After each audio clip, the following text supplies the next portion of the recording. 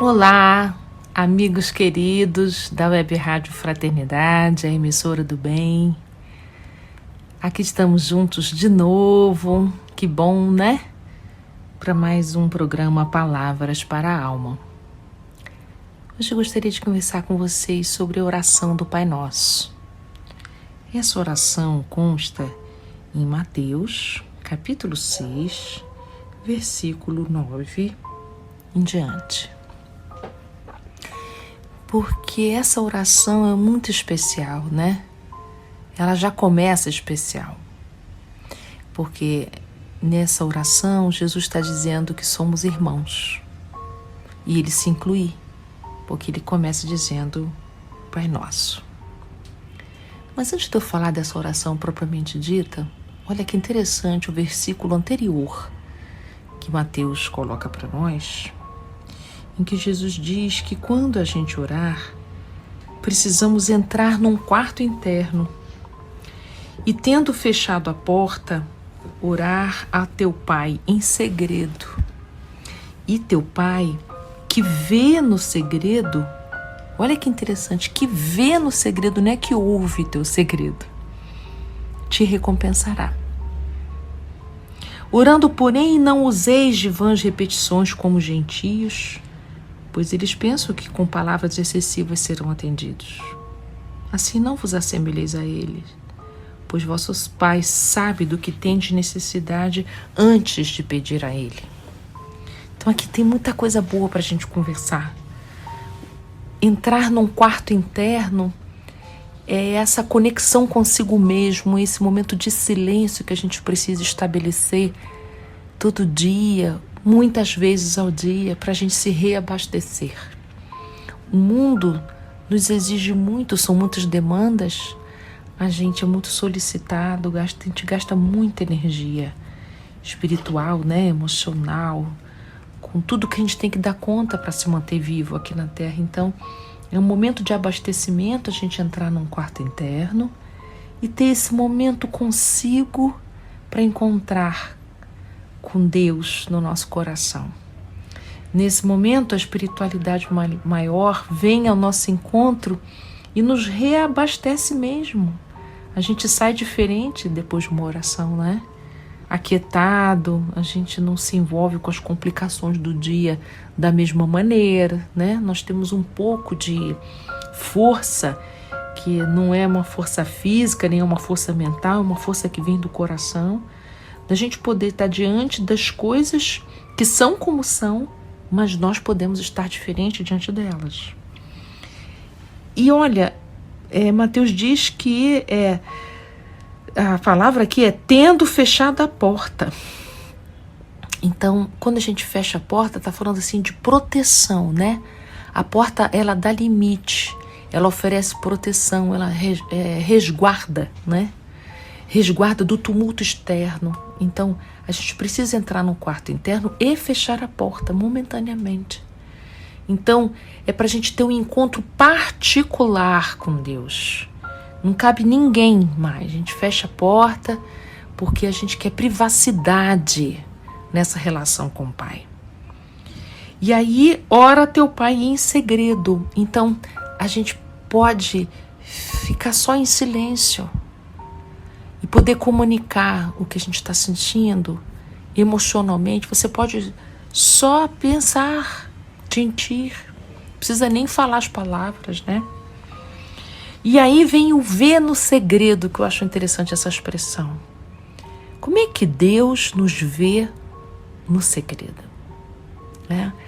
Então, ver no sentido de poder ter uma visão sobre nós tal como nós somos. Na medida em que Deus nos percebe, tem condição de oferecer para nós bênçãos, cuidados através dos outros, porque é sempre através dos outros, né, dos emissários, o que a gente está precisando. É interessante a gente acrescentar que Deus nos percebe mais do que a gente possa imaginar e pode oferecer um apoio para nós, uma ajuda para nós, naquilo que a gente está necessitando, mesmo que a gente não tenha clareza do que é. Você pode comunicar na sua prece Inclusive isso, olha, eu não sei o que é que eu preciso, mas eu estou precisando de ajuda. Eu estou precisando de clareza no que eu estou experimentando, né? Então, ele vê no segredo. E aí, Jesus está dizendo para nós aqui que não precisa a gente usar muita palavra, não. Porque o essencial tá ok. E o que as pessoas sempre refutam nessa ideia é assim, bom, se Deus tudo vê, que vê no segredo, por que a gente precisa orar? Por que a gente precisa pedir se Ele sabe? Porque o pedir é a abertura. Há muitas maneiras de a gente pedir. Então, a gente precisa, nesse processo de comunicação com Deus, olha só quantos passos. Entrar num quarto interno, fechar a porta, orar em segredo, ou seja, eu não preciso falar um monte de palavra, ninguém precisa escutar o que eu estou dizendo, não preciso contar para ninguém o que eu estou orando, né? Não preciso usar muitas palavras. É a abertura para essa conexão espiritual. Como é que está essa sua disposição para orar, né? Como é que se dá esse teu processo de pedir? Então, o pedir é a abertura para que Deus possa nos auxiliar. Claro que Deus tudo sabe, tudo vê e pode nos auxiliar. Mas e a nossa parte qual é? Ajuda-te que o céu te ajudará. Então, para acrescentar aqui, no nosso Evangelho segundo o Espiritismo, no capítulo 25, Buscai e Achareis, Kardec coloca aqui no item 5, o que podemos pedir numa prece? 4 coisas, ó. Luz, para clarear o caminho. Eu acho incrível a gente pedir luz, né? Pedir clareza, me ajuda a entender o que está acontecendo, né? Pedir força para resistirmos ao mal. Pedir assistência dos bons espíritos e podemos pedir bons conselhos. Mas, sobretudo, Kardec acentuou aqui que esse pedido se dê de modo sincero, com confiança. Então, sinceramente, com confiança. Por isso que não é uma prece decorada, um monte de palavras, é a palavra que vem do coração. E mesmo se você for usar o Pai Nosso para te ajudar, faça o Pai Nosso, mas de coração sincero, confiando nessas palavras. E aí tem uma coisa muito importante no Pai Nosso. É quando Jesus diz, né, que a gente pode pedir que Deus nos liberte do mal. Esse livra-nos do mal, liberta-nos do mal, não quer dizer nos afastar das adversidades.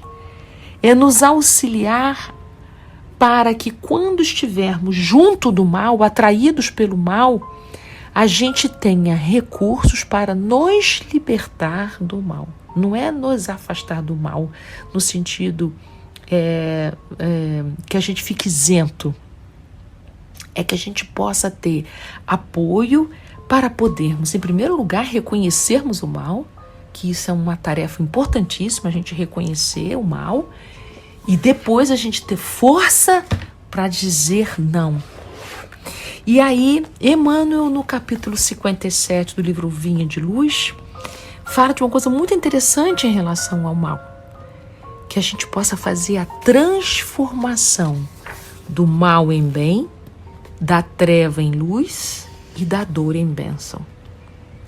Então, a sabedoria do cristianismo, diz ele, não consiste em isolar o aprendiz na santidade artificial, mas sim fazê-lo ao mar largo do concurso ativo de transformação.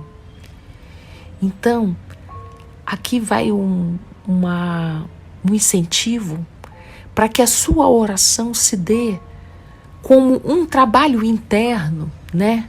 Esse teu pedido, essa tua abertura, um trabalho interno para você fazer o seu processo de transformação moral. De você poder transformar o que ainda habita no seu coração, que seja ainda sintonia para o mal, para aquilo que é tóxico, para aquilo que ainda te arrasta para caminhos difíceis, em bênçãos. E a oração pode ser seu grande concurso nisso, a sua grande oportunidade de conexão e de libertação. É isso, amigos.